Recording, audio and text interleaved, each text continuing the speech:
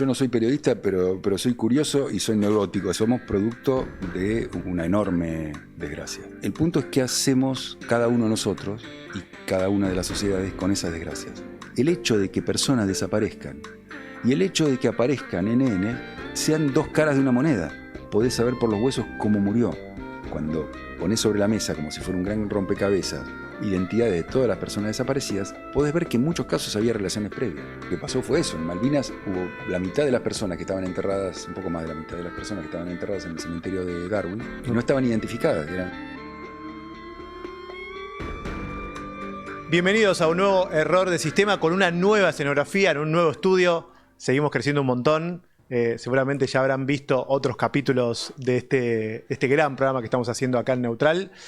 Recuerden que pueden seguirnos en @noseasneutral, que nos pueden encontrar así en YouTube. Suscríbanse al canal. Si les gusta la entrevista, denle me gusta, compártanla, que está buenísimo, y así estamos creciendo un montón. Así que les agradecemos mucho a todos los que están comentando en este canal, recomendando sobre todo las entrevistas. Y obviamente que también tienen la posibilidad de seguirnos en Instagram como @noseasneutral, y ahí van a ver no solamente lo que pasa con Error de Sistema, sino con los otros grandes programas que tiene este canal de streaming. Bueno, en este caso, en Error de Sistema, hemos decidido hacer una entrevista científica, tecnológica, para hablar de un equipo que es referente no solamente en la Argentina, sino referente a nivel mundial, que es el equipo de antropología forense. El equipo que permitió identificar ya cientos, miles de personas, algunas personas muy importantes que todavía no se conocía su paradero, otras que fueron enterradas incluso en fosas comunes, sin un juicio previo, y que entre los referentes de este equipo de antropología forense está Carlos Mako Somigliana, que fue uno de los referentes, no fundadores, pero casi ahí, casi al compás. Pero bueno, tuvo la gentileza de venir, así que Mako, gracias por venir. Y por estar acá en Error de Sistema. Es un gusto que me doy. Bueno, a ver, Mako, empecemos. A ver, ¿cómo definirías el equipo de antropología forense? Si vos me decís, ni siquiera técnicamente, ¿qué hacen? Tratamos de identificar personas que están desaparecidas. Eso. Tratamos de establecer la relación unívoca y certera de identidad que hay entre un resto óseo cuya identidad se desconoce y una identidad que no se sabe qué le pasó. En alguna entrevista te escuché decir algo que a mí me gustó mucho, que es, somos producto de una desgracia, y cómo esa desgracia los reconvirtió, los hizo a ustedes ser básicamente los que buscan generar el efecto contrario, ¿no? A la desgracia, que es obviamente la desgracia es la desaparición de personas. O por lo menos... La desgracia, sí, nosotros inevitablemente por el trabajo que hacemos pensamos mucho en esto, porque somos producto de una enorme desgracia. El punto es qué hacemos, no ya como equipo, sino como sociedad. ¿Qué hacen las sociedades con sus desgracias? Como qué hacen las personas con sus desgracias. Las desgracias, por definición, casi que no se pueden eludir. Te pasan. Y son terribles cuando te pasan. El punto es qué hacemos cada uno de nosotros y cada una de las sociedades con esas desgracias. Si aceptan, y no creo que haya una receta mágica que sirva para todos los casos, hay que hacer esto, o sea, no, sería una especie de referente de la autoayuda, ¿no? Pero no sé qué hay que hacer con las desgracias, pero sí es claro que nosotros nacimos a este trabajo a partir de una desgracia y pensando que se podía hacer algo con esa desgracia, que la desaparición no era una losa que no se podía levantar, que con mucho trabajo, seguramente con mucho más trabajo que el que pensábamos en ese momento, que ya pensábamos que era mucho trabajo, se podía hacer algo en términos concretos. Esto es devolver identidades específicas. Está muy bien hablar genéricamente de la cuestión de la identidad, pero nosotros tratamos de eludir, o por lo menos no enfatizar ese rasgo, sino más el rasgo concreto. Dar identidad concreta a personas concretas. Nombre y apellido. Nombre, apellido, ¿Y historia. qué le pasó? Historia y cómo esa historia terminó en un determinado lugar. Y cómo, fundamentalmente, porque, bueno, todo esto se hace para alguien. ¿Para quién se hace? Se hace para las familias que están buscando hace N cantidad de años. Pueden ser casos de hace 40 años, 50 años, 20 años, 10 meses, ¿no? En cualquier caso, la idea es trabajar para esa persona, que tu cliente, con perdón de la palabra que no es linda, pero que tu cliente sea el familiar. Y si tu cliente es el familiar, vos no solo tenés que reconstruir esa historia, sino tenés que hacer el discurso de notificación para que ese familiar entienda cómo vos llegaste ahí, y que si lo estás enfrentando con esa certeza es porque la conseguiste de una manera que se puede también reconstruir. Maco, voy a contar un poquito de esto yo. Cuando tenías 24 años, trabajaste en el equipo del fiscal Estracera, en el juicio de las juntas. Sí. Venías de, atravesar toda tu adolescencia en la dictadura. Sí. Tu tío, de hecho, es un desaparecido. Sí. Y a la vez trabajabas en ese equipo junto con tu papá, que se llama igual que vos. Sí. Yo me llamo igual que él, digamos, porque él me puso ese nombre.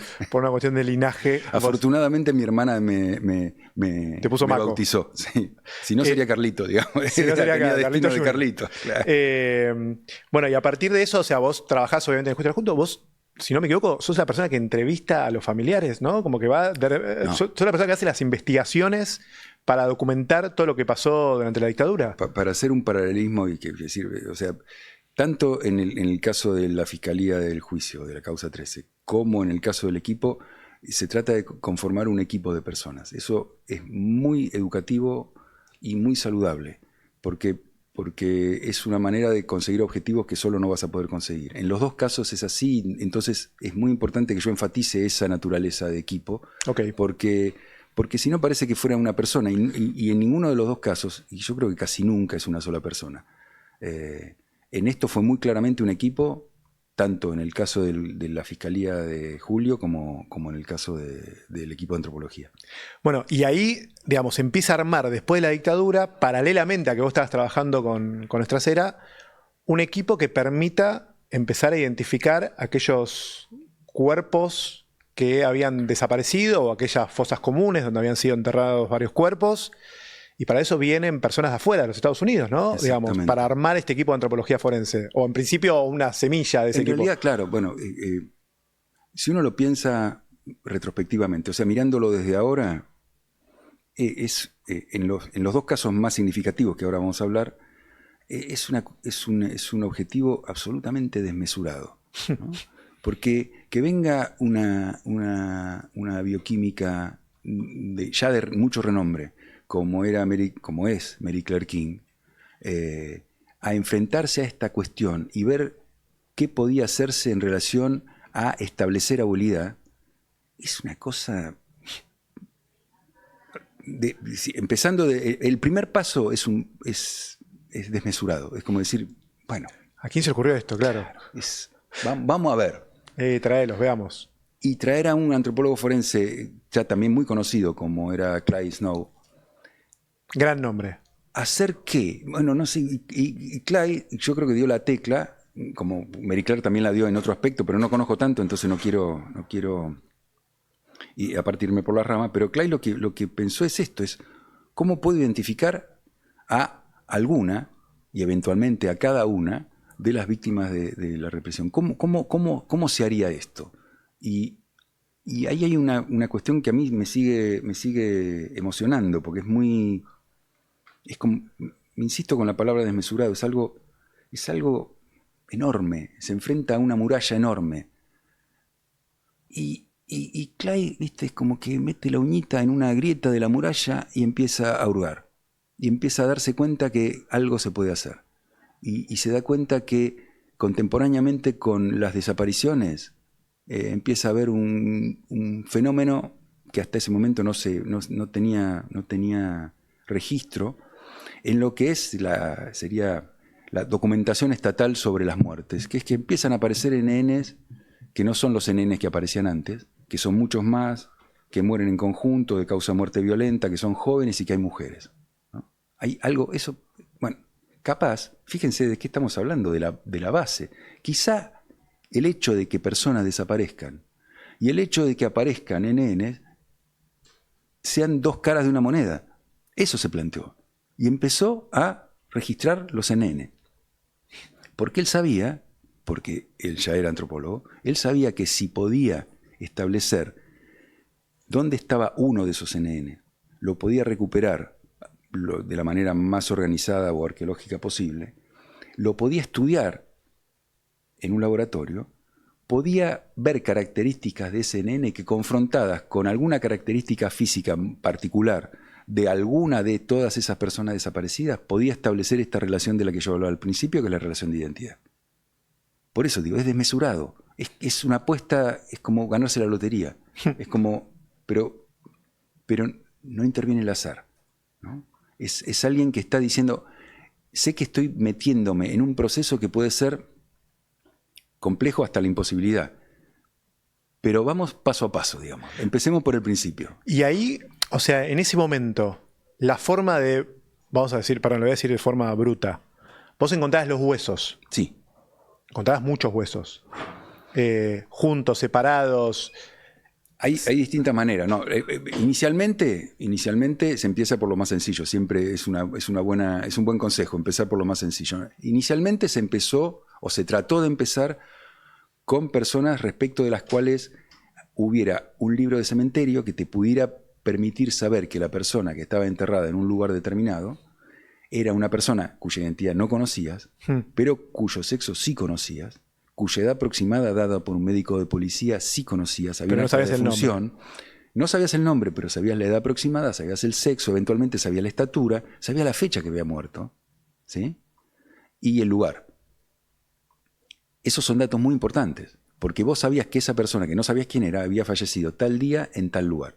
Eso, por lo pronto, te inhibía de la posibilidad de que fuera cualquier persona que hubiera desaparecido con fecha posterior. Claro. ¿No? Tenía que ser alguien que había desaparecido antes, y no mucho antes, y en un lugar no tan lejano. En principio es más complicado, pero para... Está bien, la idea era empezar por cementerios porque más o menos tenías la información ordenada.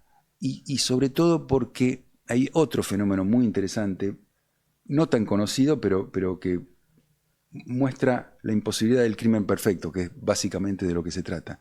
El Estado, en el caso de Argentina, el Estado que había montado un aparato de represión, tortura y muerte y disposición de los cuerpos, ¿sí?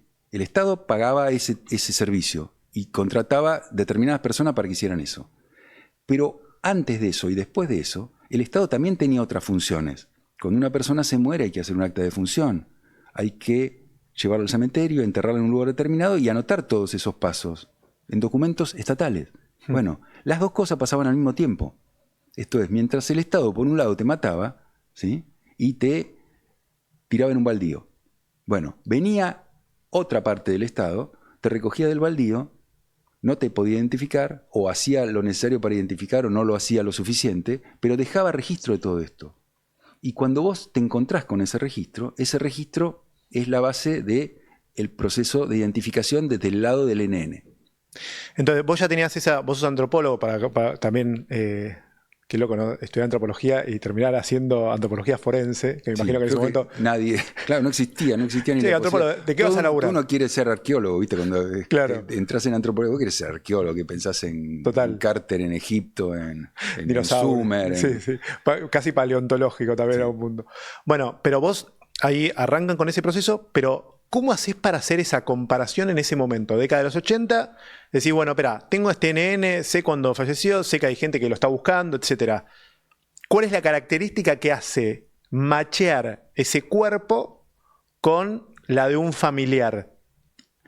No con la de un familiar, con la de esa persona, porque de lo que se trata, toda comparación surge de un proceso de comparación entre un dato conocido y un dato desconocido. ¿Sí? Ok. Olvidémonos del ADN porque todavía no se podía. No existía. Tu dato conocido, que nosotros le llamamos referencia, es que una persona determinada, cuando fue secuestrada, antes, un año y medio antes de ser secuestrada, había sido operada del corazón. ¿Sí? Perfecto. Por ejemplo. Eso implicaba que tenía en su esternón algo que casi nadie tiene, que es sutura. Tenía suturado con alambre el esternón. Vos sabés que esa persona se llama de determinada manera y tiene sutura en esa sutura.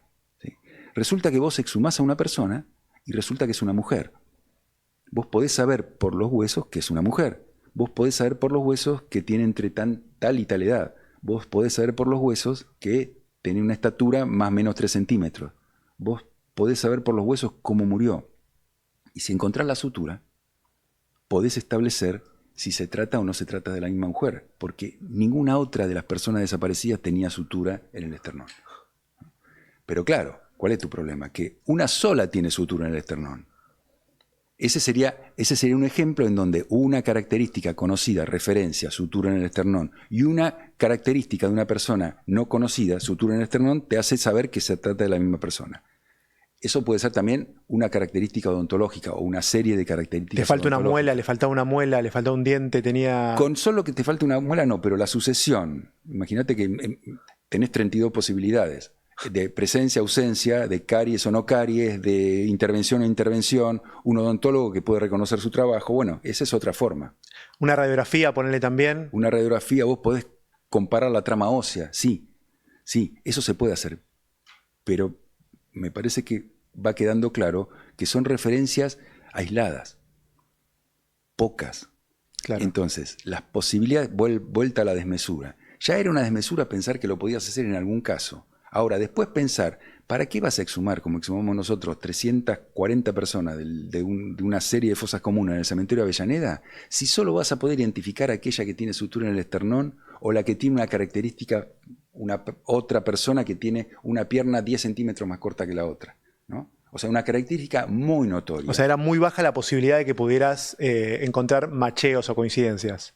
Todavía era muy baja, y cuando vos le pedías a los familiares que te podían dar cualquier cosa porque les interesaba la identificación, pero por ahí no estaban a su alcance una ficha odontológica esa fue la gran cosa que tardó 10 años en aparecer, que fue la irrupción del ADN como forma de comparación, porque ahí sí es el familiar, porque vos no tenés ADN de la persona desaparecida, no solés tenerlo. Claro. Que uno ve en las series, ¿no? Es una pavada, claro. Pero si lo comparás contra un familiar. Como para claro, decir, vos sabés que dos personas que están suficientemente que pertenecen a una misma familia, suficientemente cercano, tienen que parecerse en su perfil genético. Y lo que haces es pedirle una gota de sangre, una gota de saliva a un familiar suficientemente cercano, haces ese perfil y haces comparación de ese perfil con el perfil incógnito, de vuelta, claro. Referencia incógnita. Y decís, bueno, esta referencia se comporta como padre, hermano, hijo de esta incógnita. ¿Qué tanto se comporta? ¿Puede ser azarosa esa coincidencia? ¿Hasta qué punto puede ser azarosa? Bueno, si esa posibilidad de azar es menor a 0,01, diríamos, quiere decir que la posibilidad de que se trate de ese vínculo es del 99,99. Y eso, en principio, es una identificación. Eso es el perfil genético que vino después, digamos, que vino 10 años más tarde, ponele fines de yo medio que lo traigo para... No, pero entiendo, para comparar, porque yo también me quiero imaginar tu sensación de decir, bueno, ok, yo tengo el objetivo de restituir la identidad de las personas y de entender no solamente el nombre y el apellido, sino también cómo fallecieron, que si querés es lo más, no importa, podés saber de un nene cómo falleció, pero quizás no sabés la identidad. Ahora, yo no me quiero imaginar esos momentos también donde vos estás diciendo, bueno, a ver, qué características, a ver, o el primer macheo que tuviste, que dijiste, che, loco, es él, es ella. No sé. Es un proceso, no es tan inmediato, pero sí. Bueno, es que el primero, ya cuando se hizo el primero, vos sabés que se puede hacer. Y entonces empezás a buscar características. Cualquier característica, hay una pregunta que muchas veces familiares o amigos de personas desaparecidas, ¿qué te interesa? Y vos, todo me interesa, porque te interesa si se cayó un árbol a los 10 años, te interesa si estaba en... O sea, todo. Contame todo porque puedo buscar por ese lado. Claro, bueno, en el marco de fenómenos represivos, esto es comparativamente más sencillo. ¿Por qué? Porque la represión, por terrible que sea, y obviamente que lo es, tiene ciertas pautas, tiene ciertos ritmos, tiene ciertas lógicas. No es al azar, no es que cuentan 1, 2, 3, 4, 5, 1, 2, no fue así, no fue así. Siguió un curso determinado y entonces vos podés darte cuenta, cuando ponés sobre la mesa como si fuera un gran rompecabezas las identidades de todas las personas desaparecidas, podés ver que en muchos casos había relaciones previas. ¿Y para qué te sirven las relaciones previas? Las relaciones previas te sirven para decir, si están relacionados previamente y son secuestrados más o menos contemporáneamente, es muy posible que los hayan llevado al mismo lugar. Y si los llevaron al mismo lugar, es muy posible que la circunstancia o algunas características del lugar donde van a aparecer sean las mismas, o el mismo episodio. Entonces ya no son N cantidad de identidades que no sabes, sino que se van agrupando. Y esas agrupaciones son las que te permiten confrontar del otro lado con las apariciones, ¿sí? O en el medio con las personas que fueron vistas en centros clandestinos. Claro. Y distintos centros clandestinos tenían distintas formas de la disposición. Había centros clandestinos que hacían esto que yo te decía antes, los sacaban de un centro clandestino, los fusilaban y los dejaban para que el Estado se hiciera cargo. Otros tenían vuelos, que es más eficiente, pero los tiraban al río o al mar. Algunos de ellos, afortunadamente, aparecían en las costas y seguían el mismo derrotero, y también muchos de esos se pudieron identificar. Bueno, una cosa que me sorprendía mucho de esos primeros estudios era que ustedes, repito, así como podían saber o estaban investigando la identidad, podían saber las causas de la muerte, y lo que se encontraban era que, claro, eran cuerpos que caían a gran altura. O sea, una de las características. En el caso de las personas que aparecieron en la costa uruguaya o en la costa argentina, bueno, sí tenían esa característica. Pero que es una característica no solo, ¿cómo decir? El conocimiento es muy extraño porque se va haciendo de a pedazos. Y vos no sabés qué pedazo te va a servir. A veces llegás tarde a un pedazo que te hubiera servido antes. No es tan sucesivo, ¿no?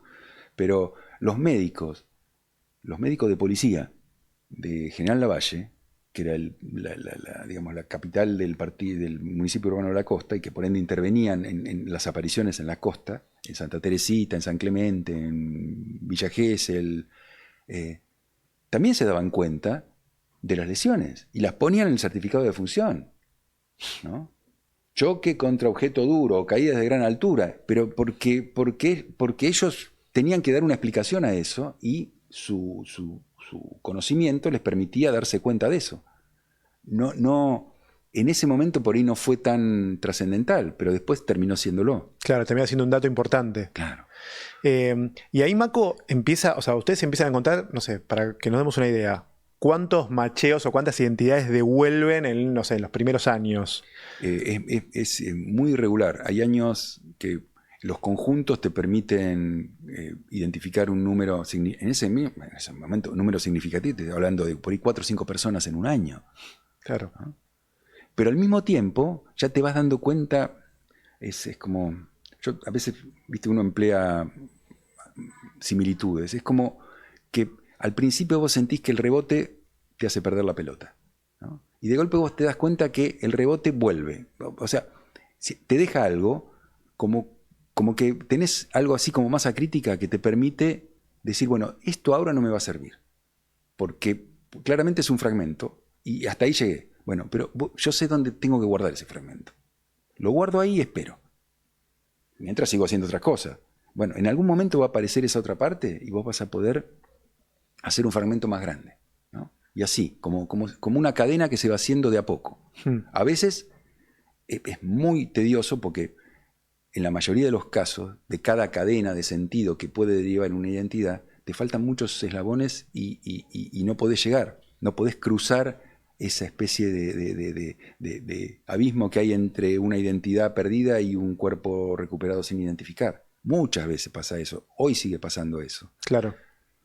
Lo que pasó con el ADN, que es como tener este problema así planteado, con una gran cantidad de incógnitas sin poder resolverlas, aunque tengas una idea, hipótesis, tendría que ser de este grupo, pero sin poder resolver, y de golpe te aparece una luz nueva, que te permite sí resolver, incluso muchas veces resolver desde las puntas de la cadena, pero sin saber lo que pasó en el medio.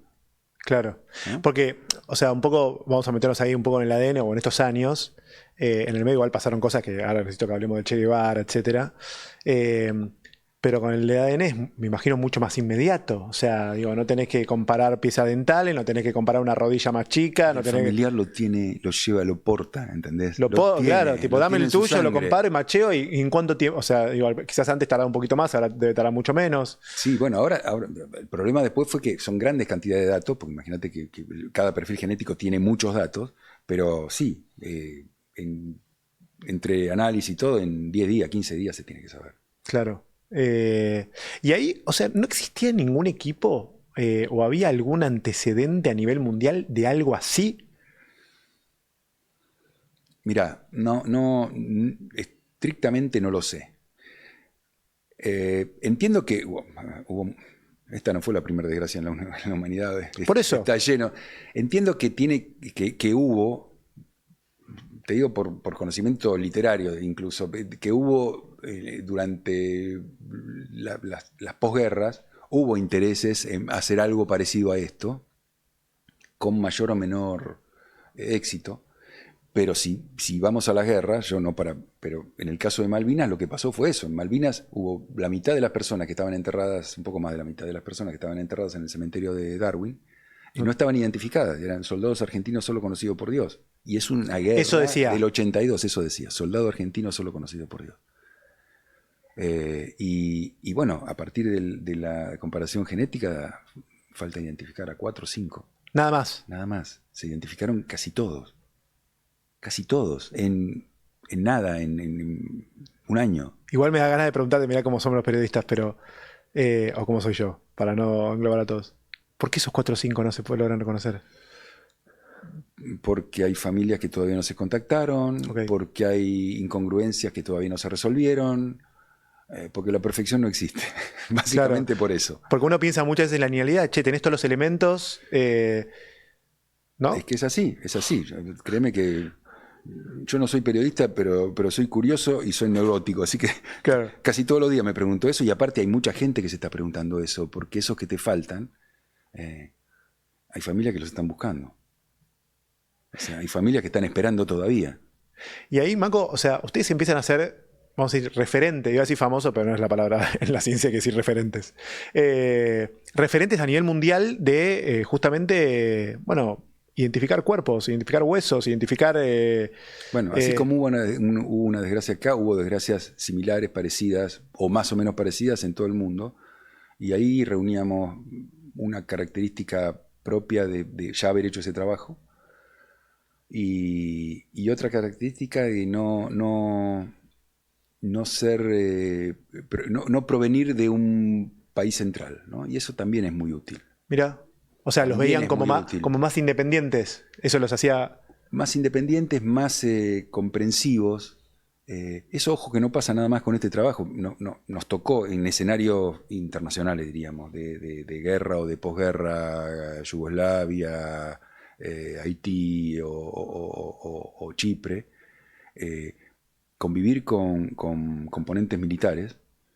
Y la verdad que es impresionante porque los militares argentinos eran muy bien recibidos en esos componentes, a diferencia de los alemanes, los norteamericanos, los italianos, digamos, había una cosa distinta, una empatía distinta, si vos querés, que hacía que tuvieran muy buena relación con la gente. Mirá, y los llamaban y veían en ustedes una independencia para poder resolver el problema de la identidad de aquellos que habían desaparecido, ya sea en cualquier país del mundo, porque yo qué sé, yo recuerdo más lo de los estudiantes de México ahora, o no sé, Sudáfrica, ¿no? También. Empiezo a pensar en también, bueno, lo que hablábamos antes, que te iba a anticipar, que en un momento lo llaman de Bolivia, y le dicen, che, acá parece que aparece en Valle Grande el cuerpo del Che Guevara. Sí, en realidad es mucho más largo, te lo voy a tratar de hacer corto. No, sí, claro. Pero digamos, para hacerlo más estructurado, a partir de que se empiezan a poder hacer identificaciones en Argentina, se empieza a trabajar sobre todo en América Latina y Centroamérica. En ese momento, Centroamérica era fundamental porque estaban saliendo de un periodo de... El Salvador, claro. Salvador, Guatemala. Total. Y bueno, eso también a nosotros... El mozote. Mozote. Eso también a nosotros nos permitió... comparar esa herramienta que nos había servido para acá en otros contextos, qué era útil, qué no era útil, qué había que modificar, qué se podía mejorar, trabajar con organizaciones intergubernamentales como Naciones Unidas, digamos, cómo llegar, cómo contactarse con la gente, y bueno, eso fue, casi todos los 90 fueron eso, seguir trabajando en Argentina, trabajar en América Latina, en Centroamérica. Y probar como el método a ver si funciona en otros países. Exactamente. y ahí dependiendo mucho de la investigación histórica que ya no podías hacer vos, sino que recibías hecha por otro, lo que también es muy buena experiencia. Y en ese contexto, en el año 95, hay un general que se llama, creo que Vargas Salinas, en Bolivia, que en una nota que le estaba haciendo un gran periodista norteamericano, John Lee Anderson, Sí, claro. estaba haciendo una Viene mucho a la biografía Argentina. del Che. Yo hace muchísimo que no lo veo, un tipo... Y es muy interesante, él era un periodista, un corresponsal de guerra. Claro. Y lo que le impresionaba era que en los contextos más variados de las guerras civiles de todo el mundo, aparecía la imagen del Che. En todos lados aparece, ¿viste? En África, en Asia, en todos lados aparecía. Y por eso propone escribir una biografía del Che, que escribió. Y en el contexto de esa biografía, entrevista a Vargas Salinas, y Vargas Salinas, sí, yo sé dónde enterraron al Che. Y ahí surge la noticia, y año 95 se hacen trabajos en la pista de Valle Grande, donde había dicho Vargas Salinas, no se encuentra nada. Viene un equipo cubano, encabezado por un médico forense, Jorge González Pérez, y se ponen a trabajar, y trabajamos juntos, y se hacen algunas identificaciones que no incluyen al Che, y se monta el operativo de tratar de ubicar. Es muy difícil encontrar hoy mismo, incluso con los avances que ha habido, pero es muy difícil encontrar si no hay una referencia clara. Claro, que haces perforaciones. Claro, y se plantea un escenario de trabajo a mediano o largo plazo que nosotros como ONG no podíamos asumir. Entonces se hace un convenio con un convenio tácito de palabra con el componente cubano, que sí, a pesar de que estaban pasando un periodo económico espantoso, sí podían, y era suficientemente importante para ellos hacer eso. Entonces ellos se quedan trabajando ahí, y nosotros viajábamos cada tanto para cuando haya novedades.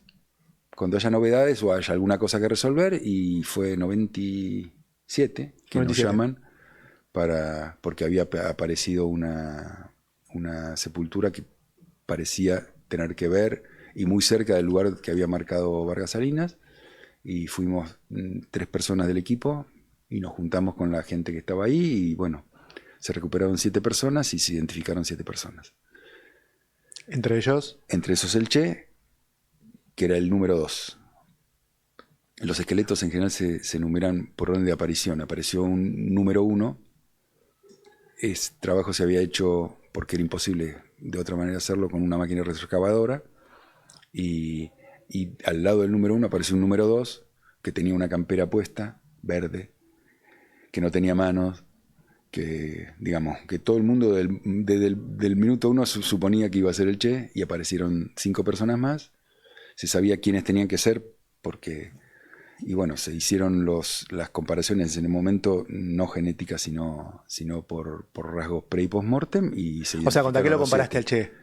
En el caso del Che, la familia había dado un molde dental, y se comparó punto por punto, era exacto, y por eso se identificó. ¿Y qué tenía la campera el Che? Tenía una tabaquera en un bolsillo. O sea, metiste la mano y encontraste... La tabaquera, sí. Increíble. Es lo más lindo que hay. Esas cosas son esas cosas que te acordás y te da... Es lo que... La parte más hermosa, junto con la notificación, que es parecida, la parte más hermosa de este trabajo.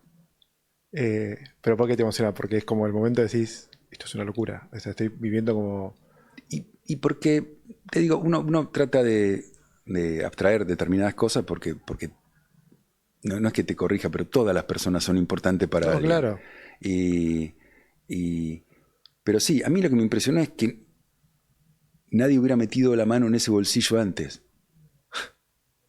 Porque evidentemente algo lo revisaron, pero le sacaron cosas, pero eso se ve que se olvidaron de ese bolsillo. Esa cosa de decir, mirá, no sé, es difícil de explicar, pero muy emocionante en el momento. Porque aparte todos sabíamos que tenía que ser él, pero no se podía afirmar eso hasta que hubiera elementos objetivos que permitieran hacerlo, y eso se iba a hacer después. Hubo todo un tránsito, nos hicieron no hacer el trabajo de laboratorio en Valle Grande, nos mudaron medio de prepo a Santa Cruz de la Sierra para hacerlo en un hospital. Y fue muy impresionante porque imagínense que esos eran los años 90 en Argentina. El tema de desaparecidos todavía era una cuestión de puertas adentro, privada, ¿no? No había tantas manifestaciones externas de eso. Nosotros estamos trabajando en un hospital muy importante que hay en Santa Cruz, que se llama el Hospital Japonés de Santa Cruz de la Sierra. Y estábamos internados ahí adentro, literalmente. Casi que dormíamos ahí y todo. Y en alguna oportunidad que salimos empezamos a ver que afuera había mucha gente. Y había altares, o sea, había fotos, había flores, Mirá. había velas. ¿Viste? Eso era una cosa increíble. ¿Viste? Que hubiera mucha gente afuera esperando el resultado, ¿no? Como que se fue genera una especie de experiencia. vigilia. Exactamente, una vigilia. Bueno, pasó con Maldonado acá también. Con Santiago Maldonado, claro. Sí. Claro, porque vos empezás a repasar. Está bueno lo que decías, porque es el momento si querés, del descubrimiento y el momento de la notificación. ¿No? Sos muchas veces el que da la cara ante los familiares y le decís. A veces me toca a mí, a veces no, pero sí, me toca bastante y es una cosa para la que te tenés que preparar y que tenés que tener mucho cuidado de cómo la encarás. Hay que hacerla con... ¿Qué cuidados hay que tener? Es un aterrizaje, es un aterrizaje. Bueno, tenés que decirle una cosa, tenés que romper una incertidumbre que en general está muy afianzada. Y tenés que hacerlo bien, tenés que desmontar esa incertidumbre y explicar cómo alguien se pone enfrente de un hermano, de una madre, de un hijo, y le dice, mira, eso que vos no supiste durante tantos años es esto, esto y esto. Por esto y por esto. Con motivo. Y sos vos, o sea, vos no tenías ninguna preparación para eso. No. O quizás alguna vez no te gustó incluso como lo dijiste. Y ahí fuiste aprendiendo. En general, mira, sí, seguramente debo... Sí. No me quiero acordar. Sí, seguramente lo tengo bloqueado, pero no, en general uno lo que trata en esos momentos es de proyectarse lo más posible si uno estuviera en el lugar del otro, cómo le parece que tendrían que ser las cosas. Es muy difícil igual. Es muy difícil y es muy arbitrario, porque al otro casi que no, muchas veces ni lo conoces. A veces sí, pero muchas veces no. Pero tiene que haber una solemnidad, tiene que haber un contexto, tiene que haber un relato, ¿no? Que ahora en muchos aspectos parece peyorativo hablar de relato, ¿no? Y el relato es lo único que tenemos frente al mundo. Es Para sostenernos. el cuento. El cuento, pero no como mentira, el cuento como explicación, el cuento como el relato, como asociación de conceptos y de palabras que permiten ir de un lugar a otro. Y ahora, encima, quiero hacer un repaso así de grandes casos, como para que la gente por ahí sepa. O quizás Los grandes éxitos. Casos. Bueno, ahora está el caso de Coughlan, digamos que es algo bastante cercano, donde un familiar de la persona de la cual encontraron los huesos pudo hacer el match y pudieron identificar a Diego Fernández. Sí. Ahora están trabajando en Jujuy, lo sé, digamos, también por un caso Sí. para también identificar a los huesos de esas personas que aparecieron en una casa en Jujuy, en Alto Comedero. Sí. Santiago Maldonado, más cerca en el tiempo, como decías antes. Bueno, la identificación de todos los soldados que estuvieron en Malvinas, con esa leyenda de soldado solo conocido por Dios. Soldado argentino solo conocido por Dios. No, la historia de Malvinas es, aparte generacionalmente, creo que no solo claro, generacionalmente. ¿Vos zafaste de Malvinas? Sí, yo hice la conscripción en 1979, así que... Eras sí, casi un soldado malvinero. Sí, pero creo que trasciende lo generacional. Me parece que Malvinas significa algo muy visceral para todo el mundo. Y no se nota tanto en una gran ciudad, pero bueno, una cosa hermosa del trabajo en Malvinas fue tener que ir yo lo repito siempre, pero no me canso, tener que ir a las casas de las familias, a sacarle muestra a las madres, a los hermanos. Era totalmente distinto, porque en general vos no vas a las casas, sino que recibís, viene la gente y te da la muestra en la oficina, o en algún lugar, en un centro toma, pero ir a las casas, viste, que te abran la puerta, ver los altares que inevitablemente estaban ahí, Claro. y digamos, en una profundidad geográfica que no siempre uno tiene presente. Ir a pueblos de 4 o 5 mil habitantes en Chaco, en Corrientes, en La Pampa, y la plaza principal, llegás a la plaza principal y el monumento de las Malvinas y la calle con el nombre del soldado. Claro, total. O las calles de Malvinas, digamos, la plaza de Islas Malvinas. En todos lados, Ni hablar que soy Tierra del Fuego. Sí, sí.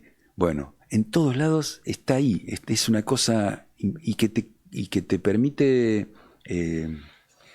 digamos, comunicarte y tener comunión con gente que por ahí pensás totalmente distinto, pero en el tema Malvinas es algo que no se discute.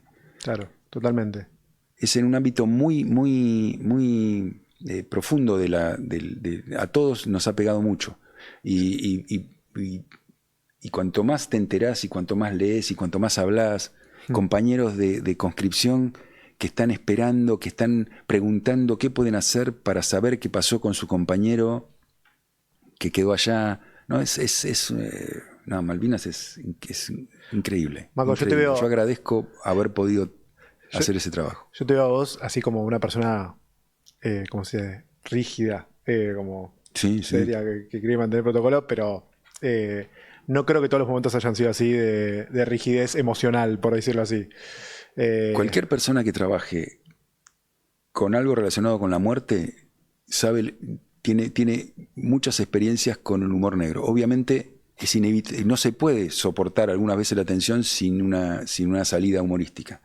Lo que pasa que el producto que uno tiene, eso es como la vida de cada uno de nosotros. Es muy importante que el producto no sea solemne, pero sea serio, ¿no? Que uno no se está cagando de risa de esto. No, pero creo que me refería más... Yo entiendo que vos no decías eso, pero... me decía más al humor, que me parece que es una vía de escape, porque si no es muy difícil de digerir. No, si no, incluso te hace mal. Y la idea es que hacer este trabajo vitalmente, hacer este trabajo haciéndote bien, porque a vos te gusta hacer este trabajo, y más allá de que tenga momentos difíciles, es algo que vos podés decir, mira, yo creo que acá sí me equipo. Todas las personas que hacemos este trabajo estamos muy contentas de hacer este trabajo, nos gusta hacer este trabajo, nos enorgullece hacerlo, y cuando hay un producto, es el producto del trabajo de todo ese equipo. Claro. Y hay momentos que dijiste, no, yo no se lo puedo decir, decíselo vos a alguien, le dijiste dentro de tu equipo, en esta anda vos, por favor. No me acuerdo que haya pasado eso. No me acuerdo. Mi ventaja para hacer esto es que en general yo trabajo más la parte de contexto histórico. Entonces te ayuda como... Yo ya tengo el relato, tengo el cuento, tengo la explicación, ¿no? Okay. Que permite mostrar que esto no es magia, porque eso es básico, ¿no? Esto no es magia, esto no es una chantada. Claro. Esto no es una abracadabra, no, esto empezó así, siguió así, después esto, y finalmente se pudo hacer esto, y por eso estamos acá, ¿no? Es esa cuestión. Esa es mi ventaja comparativa, diríamos. No soy el único que la tiene, pero digamos, por eso me tocó muchas veces. Vamos a ver un par de imágenes. No sé si podemos ver la de... A mí me gusta esta porque estás laburando a full. Ah, única. Con el... O sea, porque claro, cuando vos de repente decís, che, exhumaron, no sé, encontraron el cuerpo. Esto es pico y pala. O sea... No, es que hay una imagen de eso en Bolivia. Eso es Bolivia... Justamente con el cuerpo del Che, ¿no? Mira, hay una imagen, porque nosotros nos avisan que hay que ir, llegamos a Bolivia, encima yo tuve que tomar, no me acuerdo si... Para, explícame la foto, ¿qué veo en esa foto? Bueno, en esa foto vos ves una sepultura ya abierta, okay. Vos ves que se está trabajando, la tierra era durísima, pero durísima que rompía los picos, y bueno, se está tratando de trabajar para separar la tierra de los huesos, eso es lo que está diciendo ahí. Pero cuando llegamos a Valle Grande, me acuerdo. Pero eso que se ve ahí, que es la campera, eso es como la ropa, ¿no? Yo no veo una mierda acá, pero no puede ser que sea, puede ser que sea la campera. Okay. Puede ser.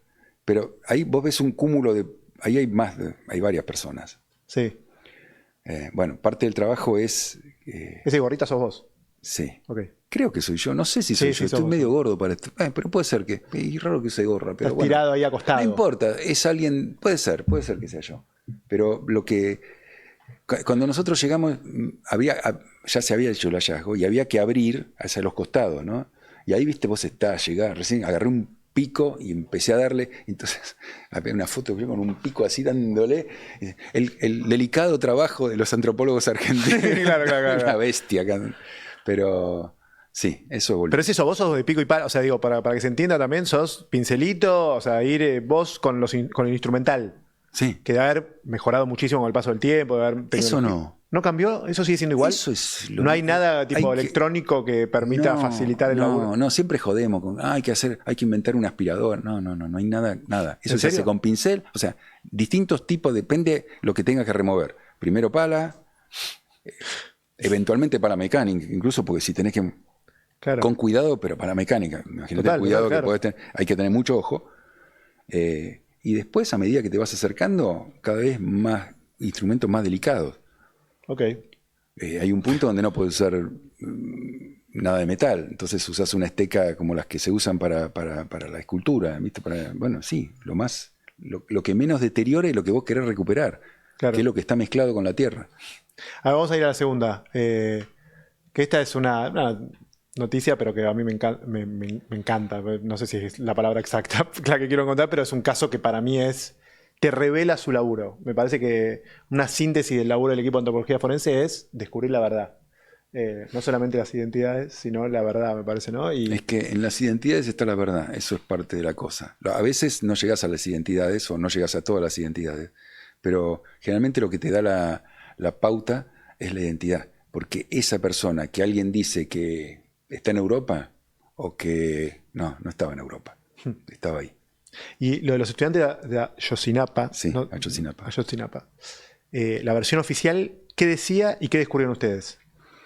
Mira, yo no soy experto en México y de hecho no viajé a México para ese trabajo, pero básicamente de lo que se trataba era un Estado muy poderoso y muy presente, diciendo que lo que había pasado, dando una versión de los hechos, en la cual un grupo de 40 y pico de estudiantes habían quedado en el medio de una guerra de cárteles y habían sido asesinados e incinerados hasta la desaparición. Y no se podía hacer nada, digamos, era paquete cerrado. Y bueno, no era paquete cerrado. Es como te dije antes, un poco parangonando a Clay, viste, metiendo el dedito para, vamos a ver, paquete cerrado, ¿cómo paquete cerrado? No, pero, ¿cómo?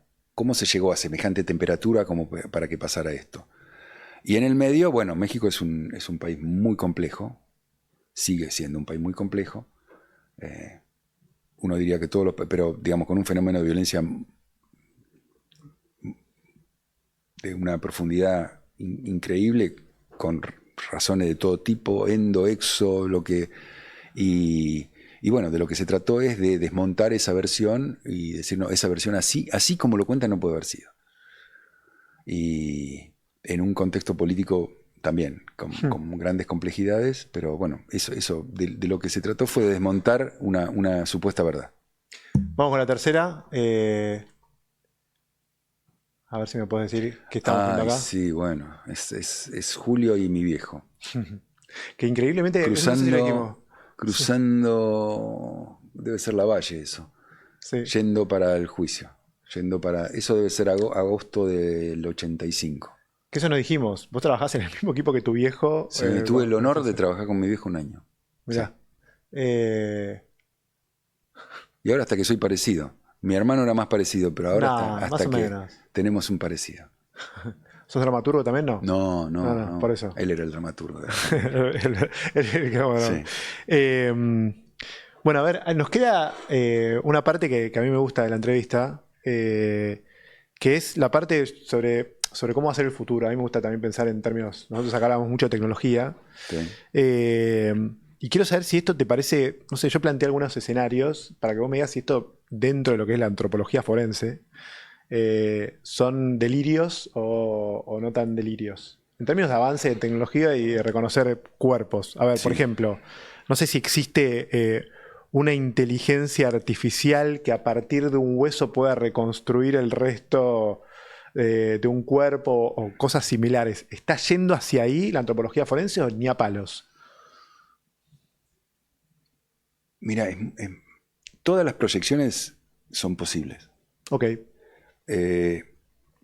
Yo no sé si es un flor de debate, ¿no? ¿Por qué? Que nos excede. No, el de la inteligencia artificial, los usos, los abusos, los límites. Pero como herramienta, sin duda va a tener una participación en esto, como en cualquier, digamos, en cualquier interrogante científico. Las herramientas que sirven son todas. Claro. Vos no sabés cuál te va a llevar, pero sí, eso sería un escenario factible. Porque, por ejemplo, te planteo un escenario que me acuerdo que hace poco había pasado con algunos desaparecidos en México, que algunos empezaron a usar Big Data para entender dónde están los huesos. Yo cuando me contabas lo del Che Guevara y dónde estaba el cuerpo, decía, hoy quizás sería más fácil encontrar esos restos óseos, o aún así, con toda la tecnología que hay, con todos los años que pasaron, aún así... En ese aspecto, no es que yo sea un experto absoluto, pero me parece que los alcances no son tan significativos. Hay algunas cosas que mejoraron, hay georradares, Claro. hay algunas cosas, pero no hay todavía una máquina de decir, bueno, acá hay... No, eso no existe. Ojalá existiera. Bueno, eso me trae a mí cuestión del futuro, porque evidentemente lo que podemos haber aprendido es que cosas que no se hacían hace 40 años se pudieron hacer hace 20 años. ¿Sí? Eso quiere decir, ¿qué cosas se van a poder hacer dentro de 20 años? No las sé.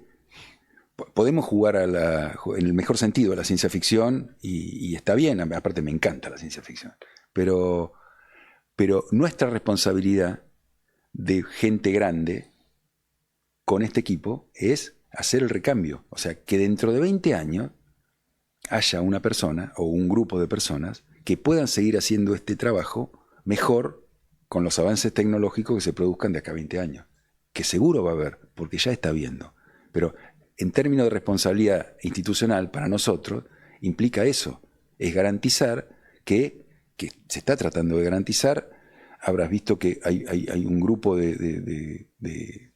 sobre todo de mujeres que están trabajando en el equipo y que están apareciendo porque hace mucho que se están formando y porque implica eso, dar la vuelta a la rueda. Porque uno podría pensar que quizás con todos esos avances va a ser más difícil ocultar la verdad de las identidades. No sé, quizás vos me digas, no, pará, todavía el desafío es más grande. Es una cuestión casi filosófica, porque las herramientas sirven para lo que los hombres las usan. O sea, así como hay una capacidad destructiva infinitamente mayor ahora que hace 100 años, también hay o sea, la herramienta también la podés usar para construir. La decisión es de cada uno, pero me parece que esas cosas corren más o menos paralelas, la capacidad de destrucción y la capacidad de reconstrucción. ¿Cómo pensás que la gente percibe el laburo que hacen ustedes? Yo siempre lo recibo en términos personales con mucho respeto, por ahí demasiado respeto a veces. Y me parece que tiene... Yo esto por ahí también lo digo para sacarme el foco, ¿no? Pero sacarnos como equipo el foco, pero me parece que somos, y eso también lo repito mucho, somos el producto de una sociedad que decidió que la cosa no quedara como la habían dejado los verdugos, ¿no? Y bueno, entonces hay una cosa como de orgullo, ¿no? De orgullo de la gente, de decir, bueno, qué bueno que se puede hacer este trabajo. Y sí, yo estoy de acuerdo, qué bueno que se puede hacer este trabajo. Maco, gracias por haber venido. De nada.